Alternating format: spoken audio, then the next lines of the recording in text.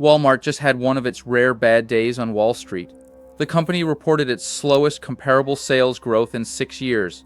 Store traffic growth slowed, and the stock fell more than 9% in a single session, wiping out over $80 billion in market value. Yet underneath that disappointing retail headline, another Walmart was growing much faster. U.S. e-commerce sales rose 24%. Walmart Connect advertising revenue jumped 43%. Membership revenue grew 17%. And that combination may explain why Walmart can keep cutting prices even when traditional retail growth starts to weaken.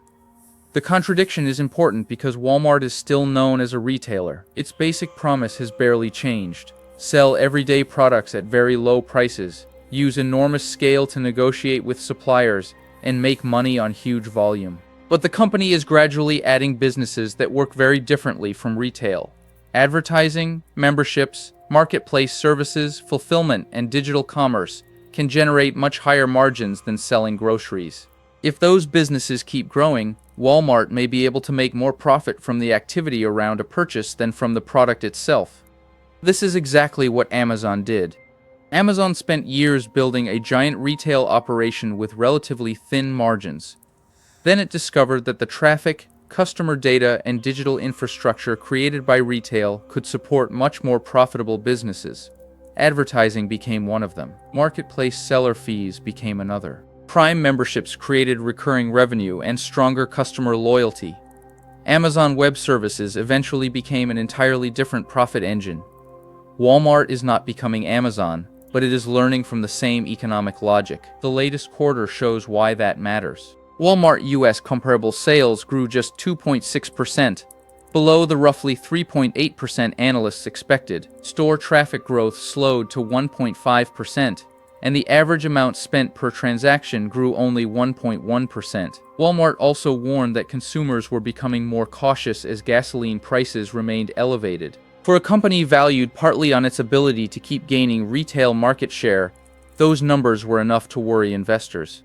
But traditional retail sales tell only part of the story. Walmart's global advertising business grew 38% in the quarter. Walmart Connect in the United States grew 43% excluding Vizio. Global membership fee revenue increased 17%. Global e-commerce sales rose 23%, and online sales now represent roughly 23% of Walmart US revenue. The company also said operating income growth was being helped by improving e-commerce economics in markets including China, India, and Canada. Advertising is probably the most important piece. Imagine a cereal company wants to sell more boxes at Walmart. Traditionally, it might pay for television commercials, online advertising, or better placement inside stores. Walmart Connect allows that company to advertise directly to people already shopping inside Walmart's ecosystem. It can promote products on Walmart's website, inside the app, in stores, and increasingly through other digital channels. The advantage is Walmart's data. Walmart knows what millions of customers search for, what they place in their carts, what they actually buy, how often they return, and whether an advertisement led to a real purchase. That makes the advertising valuable to brands because Walmart can connect exposure much more directly to sales. Reuters reported that analysts estimate Walmart Connect could have gross margins around 70% and already contributes roughly a third of Walmart's operating income, despite representing only a tiny fraction of the company's more than $700 billion in annual sales. The exact contribution can vary depending on how the business is measured, but the direction is clear. $1 of advertising revenue can be far more valuable than $1 of grocery revenue. That changes how Walmart can compete on price. A grocery store usually faces a simple trade-off. Lower prices attract customers, but lower prices also reduce margin. Walmart now has another option.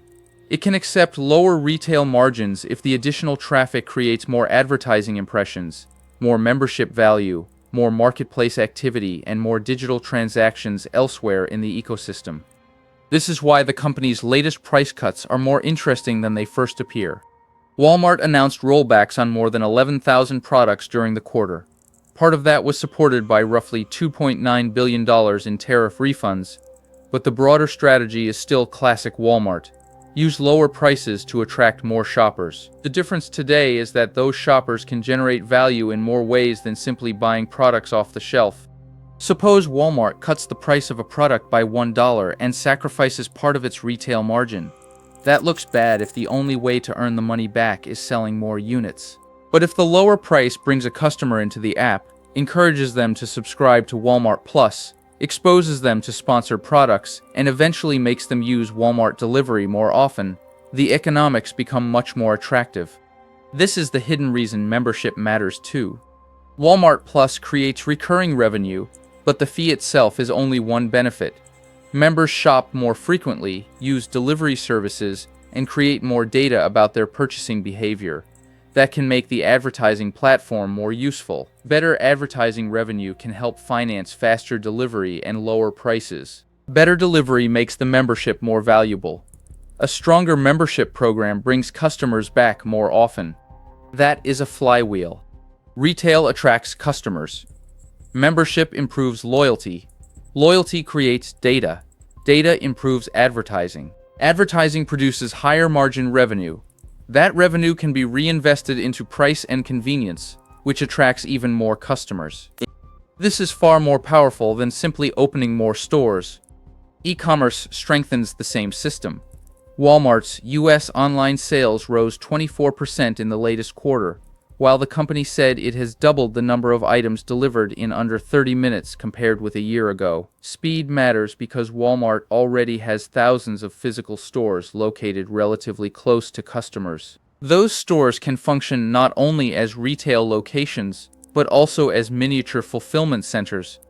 That gives Walmart an infrastructure advantage many online retailers would struggle to reproduce. A traditional store network once looked like a disadvantage in the internet era because Amazon did not need expensive supermarkets in every town. Walmart has gradually turned that supposed weakness into an asset. Stores can hold inventory, attract walk-in customers, process returns, support pickup, and send online orders to nearby homes. The same building can serve several businesses at once. And once Walmart controls more e-commerce traffic, it can sell more advertising against that traffic. This is why Reuters described Walmart's advertising strategy as increasingly similar to Amazon's. Walmart Connect is still much smaller than Amazon's advertising business, but it has been gaining share and growing much faster than Walmart's traditional store sales. Reuters also reported that Walmart Connect impressions recently grew faster than Amazon's according to Sensor Tower data. The Vizio acquisition pushes the strategy even further. Walmart bought Vizio in 2024, gaining access not only to a television brand, but also to SmartCast, the operating system running on millions of connected TVs. That gave Walmart another place to sell advertising outside its website and physical stores. The logic is similar again. Walmart is trying to own more of the places where customers discover products, not just the places where they complete the purchase. Now AI may create another advertising surface. Walmart has been testing ads inside Sparky, its AI shopping assistant. Instead of typing best affordable coffee machine into a search box, a customer may increasingly ask an AI assistant for recommendations. If that behavior becomes common, the recommendation itself becomes economically valuable. Brands will want to appear inside those conversations. Reuters reported that active users of Sparky more than doubled in the quarter ending April, while Walmart is building AI tools to help advertisers create and manage campaigns. This means the company is already trying to make sure that if product search moves from traditional search bars to conversational AI, Walmart Connect moves with it. This is a subtle but important shift. For decades, Walmart's advantage was physical shelf space.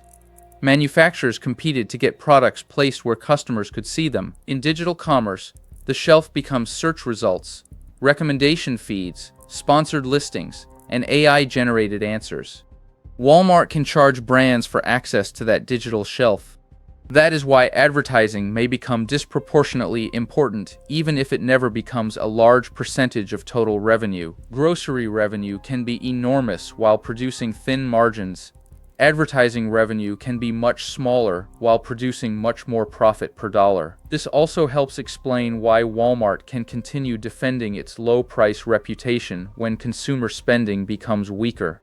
Retailers such as Target depend more heavily on discretionary categories like home goods, clothing, and general merchandise. Walmart has enormous grocery traffic, which keeps shoppers visiting even during weaker economic periods. If those visits can then be monetized through ads, memberships, marketplace fees, and fulfillment services, the value of Walmart's traffic increases. The latest quarter still exposed real risks. Comparable sales missed expectations for the first time in at least 5 years. High fuel prices are pressuring consumers. Management expects roughly $2 billion more in fuel-related costs than previously forecast. And Walmart's valuation had already risen dramatically, with the stock more than doubling since the beginning of 2024 before the latest sell-off. When expectations are that high, even a modest slowdown can cause a sharp reaction. Advertising also has limits. Walmart cannot fill every page and AI recommendation with sponsored products without damaging the customer experience. Advertisers will keep spending only if Walmart can prove the ads produce incremental sales.